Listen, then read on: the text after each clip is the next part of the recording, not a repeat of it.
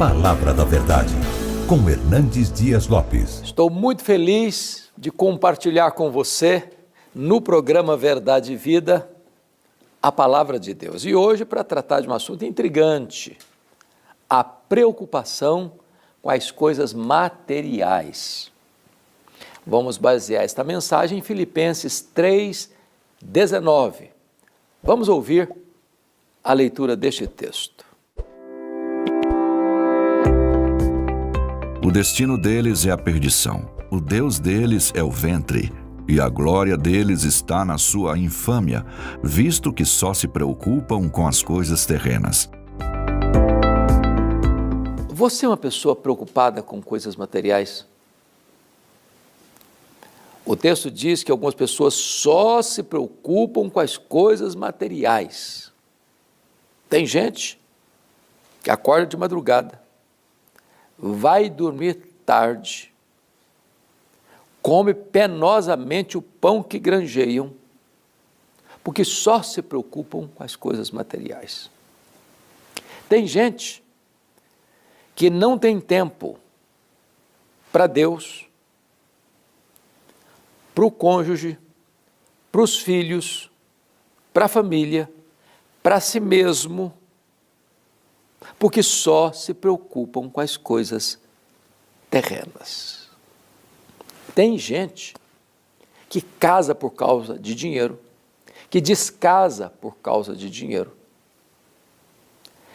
Tem gente que mente por causa de dinheiro. Tem gente que se corrompe por causa de dinheiro, é corrompida por causa de dinheiro.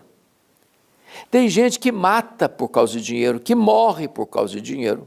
E tem gente que vende a alma para o diabo por causa de dinheiro. Porque só se preocupam com as coisas terrenas. O apóstolo Paulo chegou a dizer que o amor do dinheiro, não o dinheiro, o amor do dinheiro é a raiz de todos os males. Olha a história das guerras. De uma nação invadir a outra. Por trás tem o poder, o amor ao dinheiro. Porque as duas coisas caminham juntas, dinheiro e poder. E Paulo diz mais que por amor ao dinheiro, muitas pessoas se desviaram da fé e atormentaram a si mesmos com muitos flagelos. Mas a piedade com contentamento é grande fonte de lucro. O Dr. Toncini, no seu livro O Lado Oculto da Globalização, diz que nós vivemos hoje uma economia globalizada. É verdade, a economia global. Por exemplo, dá um abalo lá na Bolsa de Singapura, de Nova York, e você sente o tremor agora e aqui no seu bolso, porque a economia é globalizada. Um efeito que ocorre numa nação impacta na outra, porque as coisas estão interligadas. E nessa economia global, mais de 50% da riqueza do planeta está nas mãos de pouco mais de 100 empresas particulares. Há empresas mais ricas, por exemplo, do que países. A Toyota é mais rica do que a África do Sul. A GM é mais rica do que a Noruega. O Walmart é mais rico do que dezenas de países. E nessa economia globalizada, as empresas querem mais do seu tempo e mais do seu dinheiro. E precisamos mergulhar no consumismo para fazer essa máquina girar. Por exemplo, na década de 50, nós consumíamos 5 vezes menos do que consumimos hoje. Não éramos menos felizes por isso.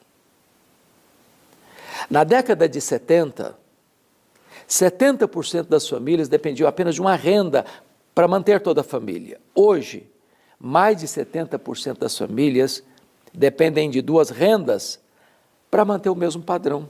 Ou seja, o luxo do ontem tornou-se necessidade do hoje. Eu já vi, talvez você também.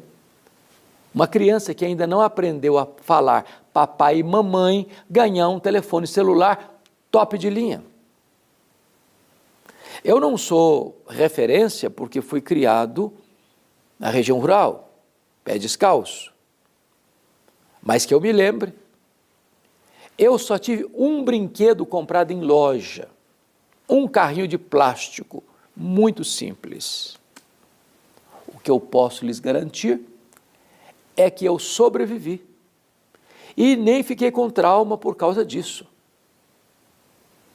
Hoje, via de regra, quando uma criança nasce, ela já tem mais brinquedo que consegue brincar a vida inteira. Você dá um brinquedo para uma criança hoje, ele brinca longas 2 horas, encosta no canto e vira sucata. E se você não der outro, ele entra em crise emocional, tem que levar para o psicólogo. Nós somos essa geração consumista. Certa feita, um amigo meu me disse que a esposa e as 2 filhas disseram assim para ele: olha, nós temos que comprar sapatos novos porque vamos ter um casamento esta semana. É claro, ninguém duvida disso. Casamento é tudo novo. Mas antes de ir para a loja, ele disse assim para elas: vamos dar uma olhadinha no que nós já temos? E abriu um closet, um armário, e contou 151 pares de sapatos.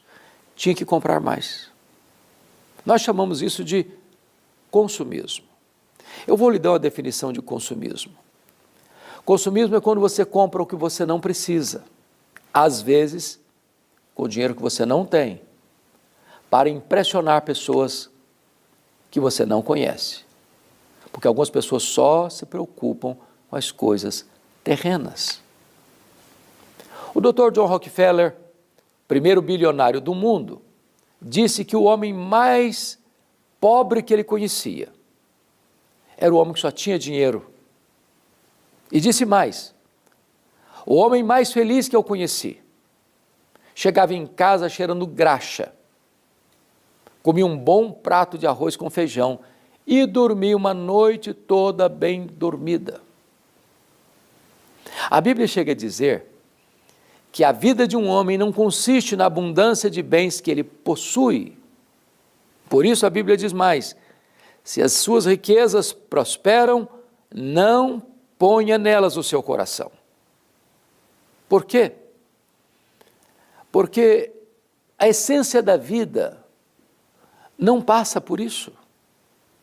É por isso que a Bíblia diz: tendo o que comer, o que beber, o que vestir, com isso estejamos contentes, porque a piedade com o contentamento é grande fonte de lucro.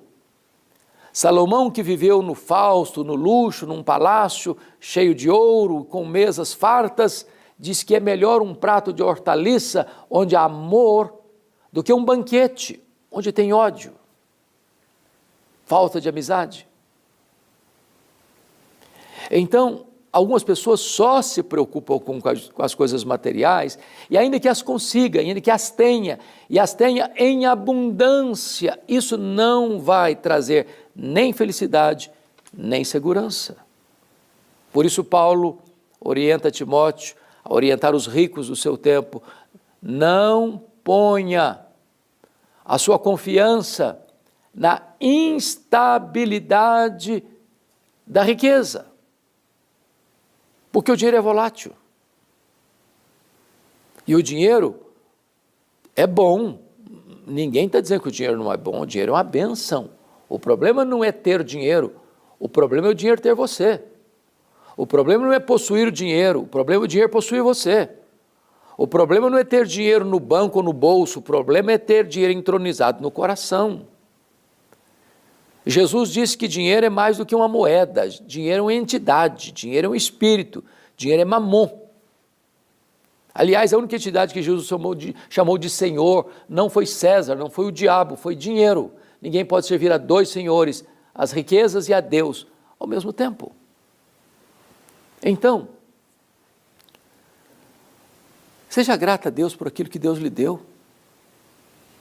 Você não vai ser mais feliz porque usa uma roupa de grife, ou porque anda num carro X, ou na casa tal, ou se hospeda no hotel tal, ou frequenta os restaurantes mais bem classificados. Isso tudo pode ser bom, mas isso não vai preencher o vazio do seu coração. Isso não vai satisfazer a sua alma. É por isso que Jesus diz assim: ajunte para você tesouros lá em cima, onde nem a traça, nem a ferrugem, nem os ladrões vão tomar de você.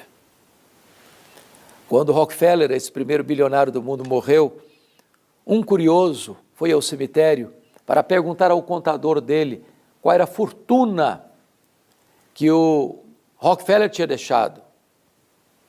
E aí pergunta ao contador: e aí, me conta, quanto o Dr. John Rockefeller deixou? O contador respondeu: rapaz, ele deixou tudo. Ele não levou nem um centavo. Não tem caminhão de mudança e enterro. Não tem gaveta em caixão. Não tem bolsa em mortalha. Você entrou no mundo sem nada e vai sair dele sem nada. Portanto, o que você granjeou entre o berço e a sepultura não é a razão da sua vida. Não viva focado no amor do dinheiro, porque isso pode trazer ruína para a sua vida.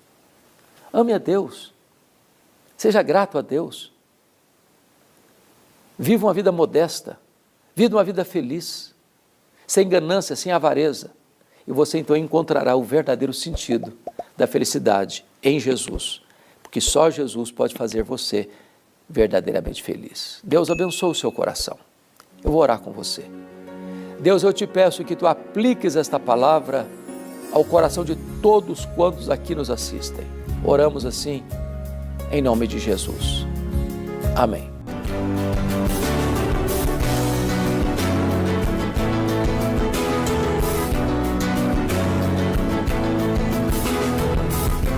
Palavra da Verdade, com Hernandes Dias Lopes.